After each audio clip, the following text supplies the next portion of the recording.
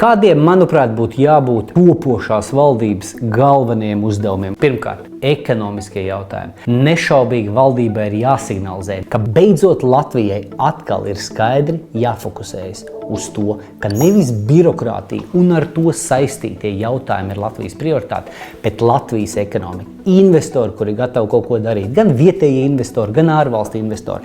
Valdībai faktiski, un valdības vadītājiem vienlaikus kopā ar finanšu ministru, faktiski ir jāspēj strādāt tādā mikroekonomiskā režīmā. Katru lielu investoru cenšoties bez mazvai apkalpot individuāli, saprotot, kas ir galvenie šķēršļi, kāpēc jau konsekventi. Liels nozīmīgs kompānijas tajā brīdī, kad izvēlas, kurā no valstīm investēt, Latvijā, Lietuvā vai Igaunijā, priekšroku dod Lietuvai vai Igaunijai, nevis Latvijai. Punkts numur 2. Nav iespējams Latvijā faktiski neko izmainīt, ja mēs nopietni nepievēršamies birokrātijas samazināšanai. Birokrātijas samazināšana pirmām un galvenām kārtām ir procedūru steidzama pārskatīšana. Tātad atteikšanās no visādiem bezjēdzīgiem birokrātiskiem etapiem, kas kavē uzņēmējdarbību, lēmumu pieņemšanu un konkurenci.